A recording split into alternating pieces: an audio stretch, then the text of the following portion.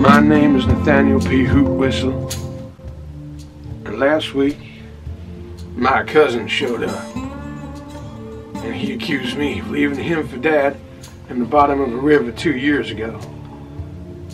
What I didn't know at the time was he was actually a ghost, and he actually was dead,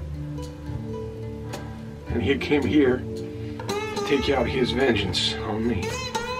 I tried to convince him that I didn't leave him from Dad, that it was Uncle Jebediah, that he didn't believe me. And he's always been a cynical son of a bitch, and that's just the way he is. So after he appeared, he kind of chased me around the church for a while.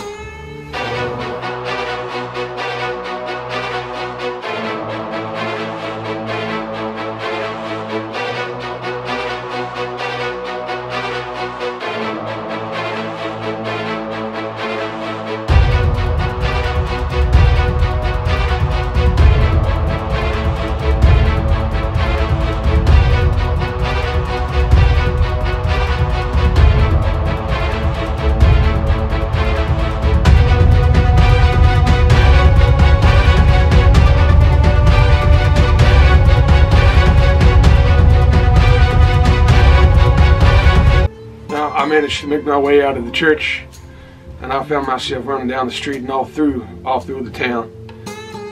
If you're wondering why I was running, nobody else could see my cousin, because he was a ghost. Only I could see him, because I don't know, maybe that's the way he chose it to be. So everybody saw me running through the town, looking behind me. And from that perspective, there was no one there, so they thought I was just some nut. Or maybe they just thought that I was on the booze again. People are starting to know who I was in this town, and from my reputation of being this guy who took over a church who was very fond of the booze.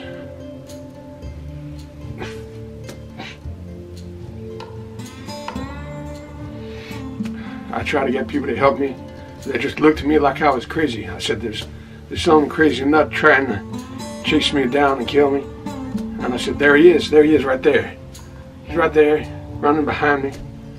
And then people look around and they see nobody there. But I could see him, they couldn't. And they thought I was just, so they thought I just lost my mind. I tried to explain things to them. I said, my cousin's a ghost. And they looked at me as if I was even crazier than before. And I said, not my cousin, he wants to kill me. He's come back from the dead and he's chasing me all over the place. And I need some kind of help. And I said, I need some holy water or a priest or something. And they looked at me, and one guy said, you just came out of the damn church, son. So why do you need a priest and holy water? Just go back to your church and you'll find something there. What he didn't know was, after Father Bartholomew disappeared, or should I say after I sent him away, I took every single bottle of holy water, I emptied it out down the sink, and I filled them up with vodka, whiskey, gin, and every kind of booze I could think of into some weird, strange cocktail. And I put them all in those bottles, and I shook them up real good. And then I started to sell them. And people liked them. They got them super drunk every time they tried to drink them. And I made them so damn expensive, people were willing to buy them because they were so tasty. But it means I got no holy water left because of that. So I had no holy water to throw at my crazy cousin. So there I am in the street, and I'm just running around trying to get people to help me, and nobody gives a damn. Mostly because they think I'm just this asshole who's turned a church into a bar, so everyone kind of looked down their noses at me. So all I could do was just keep on running, and that's what I did, son. I ran and I ran, which made me feel kind of cowardly because I never run from nothing in my whole damn life. But I didn't like running. I wanted to fight back, but he was a ghost, so I had no damn way of fighting him. So I just had to run. And I ran to the edge of town, and I found myself in these woods. I just ran into the woods. I looked behind me, and my cousin had disappeared, so I don't know where he had gone. So I just started going through the woods, trying to think of some kind of plan. I couldn't think of nothing. I just traveled and I traveled, looking all around, and the son of my cousin was back, and he was on my tail, and I just started running again. No matter where I went, he found me. It was like a maze. Everywhere I went, I just got lost. And no matter how much I got lost, my cousin found me. So I just made my way back out of the woods, and I just ran back into town and inside my church again. Figure if I'm going to try to find some way to fight my cousin, it's going to have to be on my own home turf. So I ran back up the stairs, straight back into this room, this very room. No, I didn't. So I ran back up the stairs, and I looked around, and my cousin wasn't there. So I don't know if I'd lost him or he was just playing games with me, like a kind of cat and mouse type thing.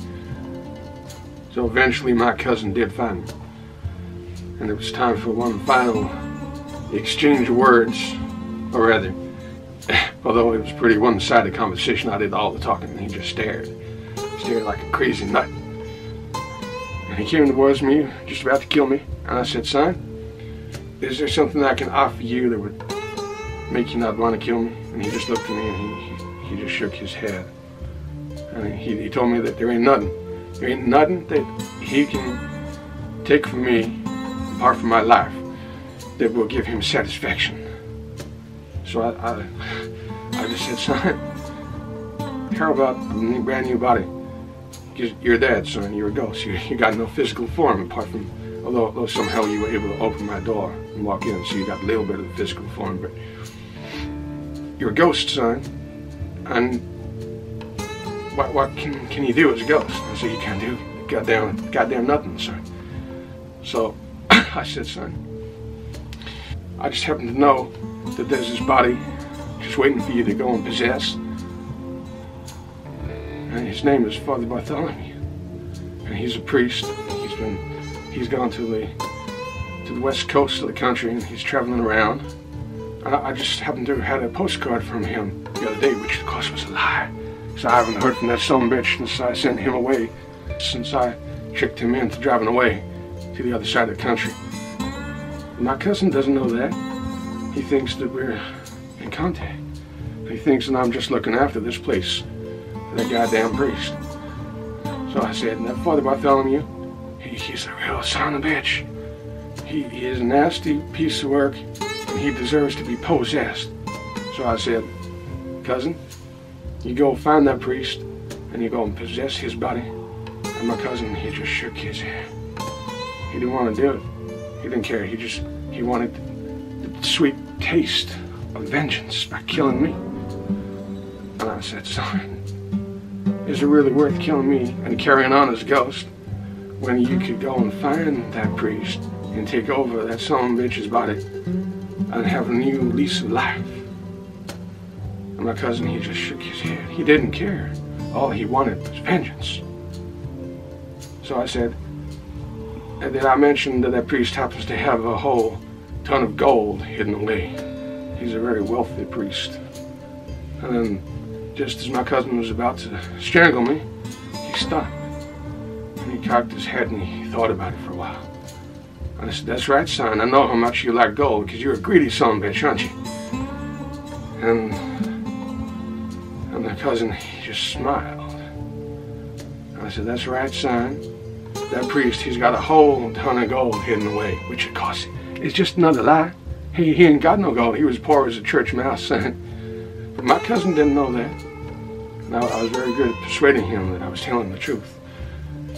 And he just stood there, kind of phasing in and out, thinking, pondering, wondering whether to take my offer. And I said, he's got it all hidden away in a special place. But I don't know where that is, only he knows. But once you possess that body, then you'll be able to find where that gold is. Which of course isn't true. Because there ain't no gold, son. My cousin, he's a little bit stupid, so he just believed me. He took me at my word, which is a little strange, because he's never believed a word that I said in my whole damn life. But this occasion, he did believe me. And then he just disappeared into thin air. So I took that as his acceptance. And I haven't seen that cousin of mine for a whole damn week, so I assume he's gone off to find Father Bartholomew. Which cause he probably won't be able to do, because I don't even know if that priest is on the West Coast. He's around somewhere, but I don't know where he is, unless of course he's dead, which is probably true, because why hasn't he come back? Why hasn't Father Bartholomew come back here to reclaim his church? Unless he's too afraid to come back. Maybe he's too afraid to come and face me. Maybe he's too afraid to face that being that pretends to be God. I don't know. Maybe he never wanted to be a priest. Maybe he's decided he doesn't want to be a priest no more, and he's just run away, and he saw it as an opportunity to leave the priesthood and not come back. I don't know, son. And I don't care, son. I don't give a damn.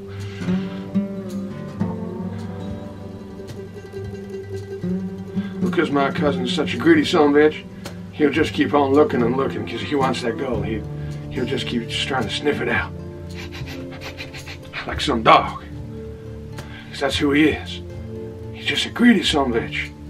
And he just wants more and more money. So if he ever finds Father Bartholomew, which I doubt, because I think he's dead, he'll just possess that Paul priest's body, if he's really a priest. He'll just possess that Paul priest's body, and he'll go trying to find the gold that doesn't exist. He'll never find it, and he'll spend the rest of his days trying to find that gold. Which is good for me, because it means he won't be back. At least I hope he won't be back.